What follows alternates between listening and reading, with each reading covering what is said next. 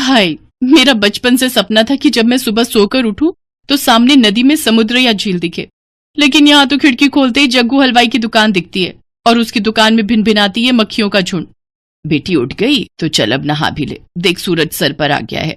सूरज का तो पता नहीं, लेकिन ये जग्गू हलवाई अपनी बड़ी बड़ी मूछें लिए जरूर सामने खड़ा है। माँ तुम्हें कितनी बार कहा है सुबह सुबह ये खिड़की मत खोला करो, इसे ऐसे खोल देती हो जैसे सामने गोवा का समुंदर बह रहा हो।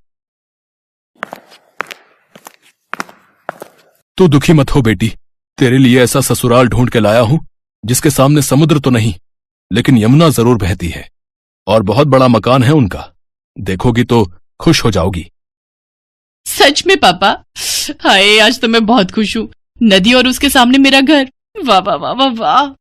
लेकिन कौन है, कहाँ रहते हैं, कुछ तो बताइए।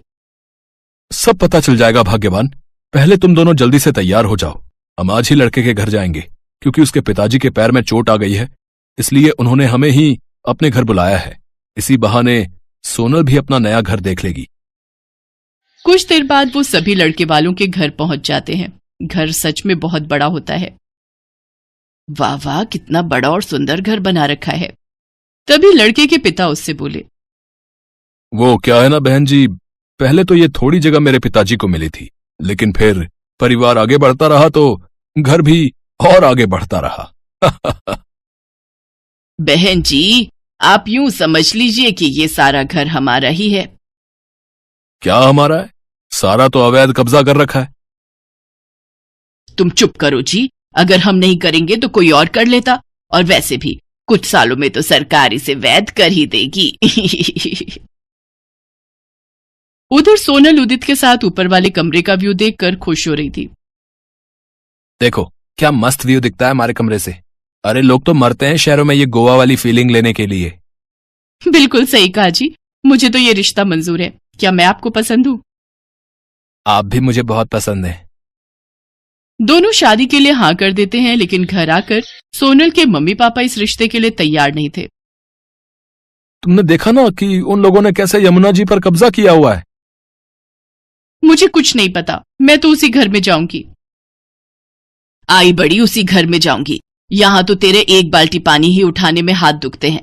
भगवान न करे अगर कभी वहां पानी भर गया तो तू इतना पानी कैसे निकालेगी? हाँ, लेकिन सोनल उनकी एक नहीं सुनती। उसे तो बस वही कमरा चाहिए था जहां से रिवर व्यू दिखे। फिर बच्चों की जिद के आगे माँ बाप को झुकना ही पड़ता है। और फिर उदित और सोनल की शादी हो जाती है। अरे बहू, अब नीचे भी आ जा। सारा दिन कमरे में बैठी बैठी बस ये रिवर व्यू ही देखती रहती है। इस कमरे से व्यू कितना सुंदर लग रहा है। यहाँ तो मुझे ऐसा लग रहा है जैसे मैं गोवा के होटल रूम में हूँ, पर काश यहाँ रूम सर्विस भी हो जाती। फिर सोनम घर के कामकाज में लग जाती है। अगले दिन उसकी सास उसे अपने साथ यमुना घाट पर कपड़े धोने ले जाती है। वाह, कितना मजा आ रहा है। कपड़े धोने के बाद वो सारा साबुन वाला गंदा पानी यमुना नदी में बहा देती है। तभी कुछ बच्चे जो वहां खेल रहे थे वो उनसे कहते हैं, छी, ये आप क्या कर रहे हो? आपने इसे गंदा क्यों कर दिया? ये अच्छी बात नहीं है। अरे जा जा, आया बड़ा। तभी अचानक से बादलों की तेज गड़गड़ाहट शुरू हो जाती है और दोनों सास बहू घर आ जाती हैं। हे भगवान, ये बारिश तो बहुत तेज हो रही है। हाँ, मजा आ रहा है ना? आप रुकिए, मैं आपके लिए गर्मा गर्म पकौड़े और चाय बना कर लाती हूँ। फिर रिवर व्यू में पड़ रही बारिश को बड़े मजे से देखेंगे। इसी तरह अगला दिन शुरू हो जाता है, लेकिन बारिश रुकने का नाम ही नहीं लेती। एक तरफ जहाँ बहू बारिश के मौसम के व्यू के मजे ले रही थी, तो वहीं दूसरी तरफ उसकी सास और ससुर परेशान थे। देखो जी, ये बारिश तो 2 दिन से रुकने का नाम ही नहीं ले रही। याद है ना, आज से 20 साल पहले जो हुआ था? हाँ हाँ याद है। यही सोचकर तो जी घबरा रहा है। तुमसे मैंने पहले ही कहा था यमुना नदी के घर में मत घुसो, लेकिन तुमने मेरी एक ना सुनी। अब तुम उसके घर में घुसोगी तो वो भी तो तुम्हारे घरों में घुसेगी। तुम चुप करो जी। सोनल उनकी बातें सुन रही थी, लेकिन उसे कुछ समझ ही नहीं आ रहा था कि ये हो क्या रहा है। तभी फोन की घंटी बजती है। सोनल बेटा, ठीक तो हो ना? नहीं पापा, यहाँ तो बहुत मजा आ रहा है। आपको पता है, यमुना जी पहले अपने घर से 200 मीटर की दूरी पर थी, लेकिन अब वो सिर्फ 50 मीटर की दूरी पर ही रह गई है। तब तो बेटा वो पानी कल तक तुम्हारे घरों में भी आ जाएगा। तुम्हें आज ही वहां से निकलना होगा। ये सुनकर सोनल परेशान हो जाती है। इसके बाद उसकी सास उससे कहती है, जल्दी से सारा सामान बांधकर ऊपर वाले कमरे में रख दो, यहाँ कभी भी पानी भर सकता है।